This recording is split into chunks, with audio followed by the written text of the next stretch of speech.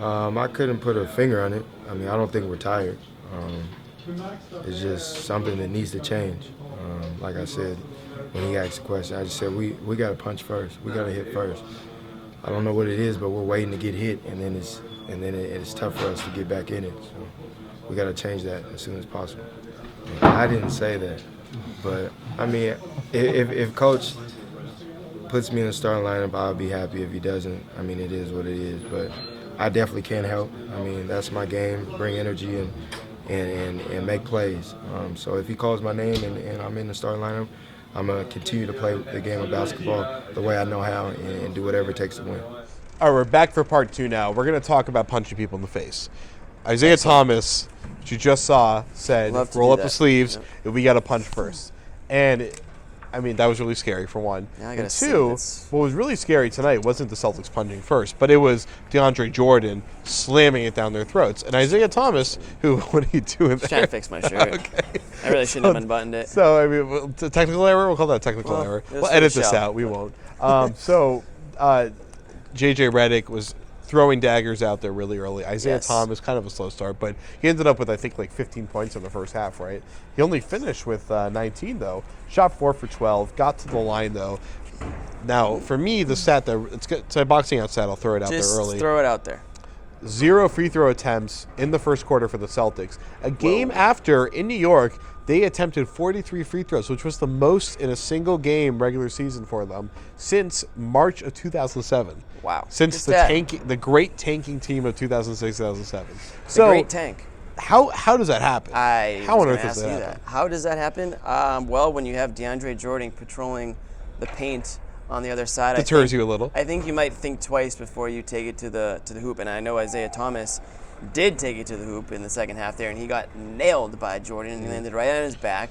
And he like slid. He crawled off the court like he was dying. Yeah, exactly. He crawled off the court. He was very slow to get up, and the Celtics ended up fouling on the other end, anyways, to stop that offensive transition. But the point is, a guy like DeAndre Jordan really does make you think twice. And but the Celtics, listen, they're big boys. They're big boys too. They need to man up, and they need to take it to the hoop, and they need to go to the line. If they get knocked down, they got to get up and they got to go to the line. You can't settle for jump shots. And I know tonight they said they had good looks. They weren't settling, but then they were just missing their looks. But also what Isaiah Thomas said was, you got to remain confident in your shot, but if it's not falling, you have to adjust, and that means going to the hoop, being aggressive. And obviously the matchup makes it so tough. But Jordan did have 4 fouls. It wasn't like he stayed out of foul trouble. Well, in the second quarter, they went to the line 13 times. And Blake Griffin's a guy that gets foul trouble a lot. He only had 2. Yeah. I mean, it was a really tough matchup to try to get to the line, but that is still their game. They're still a transition team, but they're facing a team that can beat them at their own game, so you're not surprised. But to have such a stark contrast, of course, to go right from playing the Knicks, one of the worst teams in modern NBA history, where Langston Galloway is their superstar player. Right. To his credit, he's probably going to be on the all-rookie team. But yeah, exactly. And, of course, Bargnani. Right. By the way, it was so weird just looking at this Clippers team, seeing Hito Turkoglu, Dante Jones, Lester Hudson, who made his triumphant return to the NBA. It's a mix of cats there. Yeah. Hito Turkoglu blow-drying his hair and his mohawk in the locker room after the game. That was some very classy Turkish stuff. One of the dinosaurs in the league now. He's been around for so long. And I think he's like 35 or so. He's so old, he's not like super old anymore. But okay, so let's go to boxing ball here. We got to get out of here. So you already heard my stat of the night. I want to hear your stat of the night. My stat of the night, my stat of the night kind of goes with what you were saying about the bench. Austin Rivers, playing time, 24 minutes. An invisible 24 minutes. I can't tell you one thing that he did tonight. Can you?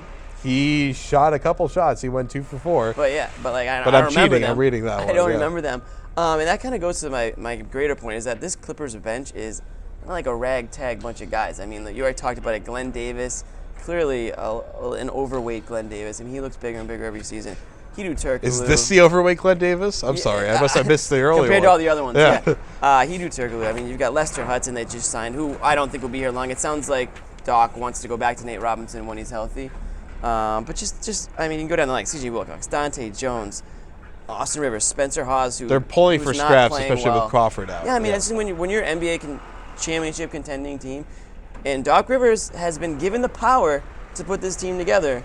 So it falls on him. When you put together a bench like this, you got to answer. You got to answer at the end of the season why it's such a weak bench.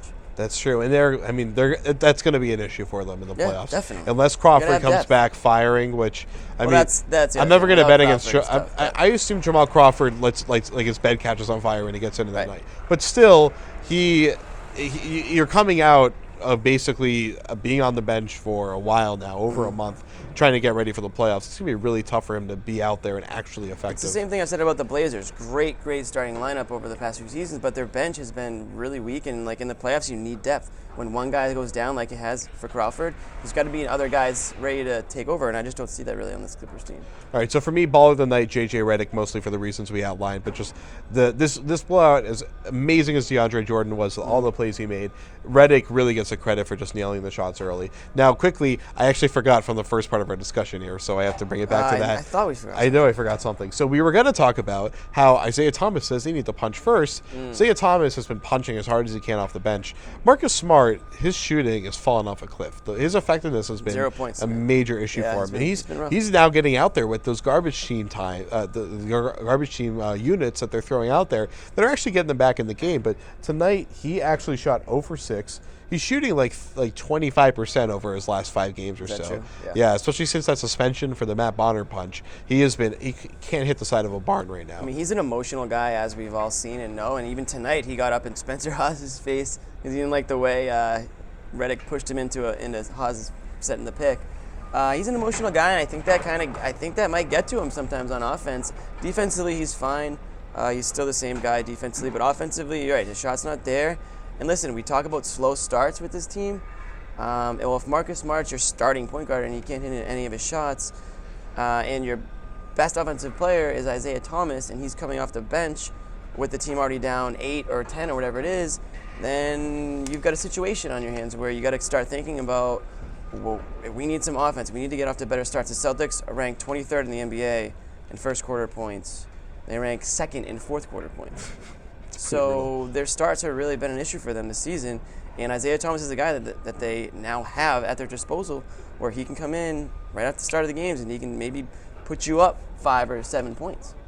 And I know defensively it's a matchup issue, especially going against Chris Paul, but at a certain point, Marcus Smart's inability to help the team offensively and it becomes detrimental, and it really might be the best move to have Isaiah start.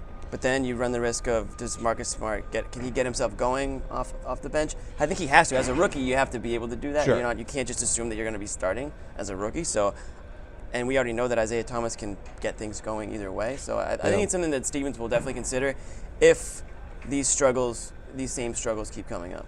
Yeah, it's like this has all been kind of developmental focus about this kind of lineup. But when you got 5 games left or so and you've got the playoff first round series on the line, you got to just go with the best lineup you can go with. Yeah. All right, so that's going to do it for us here. Well, I didn't get my baller. Chris Paul. Give me your baller. Speaking of point guards, 21 points on 5 of 9 shooting. I mean, that's freaking efficient. That's 3 of 4 from incredible. 3, 10 assists.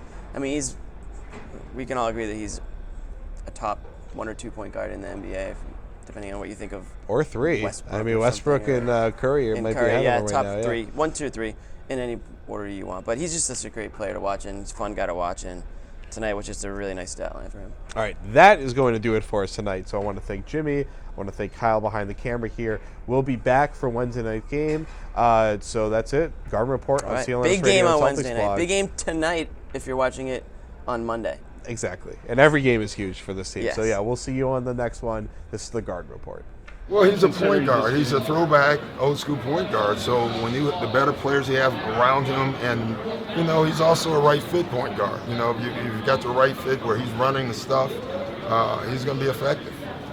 He's a magician with the ball. So when he has the ball in his hands, good things happen. But were parts of his game maybe going to waste too? Well, you mean here after everyone left? Yeah. I don't know. It may have, but you were going to eventually get it back. You know what I mean? So when any great player, when they don't have great players around them, you can say part of their game may be going to waste a little bit until they get better players around them, because you can take so many things away from them, but you don't have to worry about all the other guys. So you can probably say that about anyone.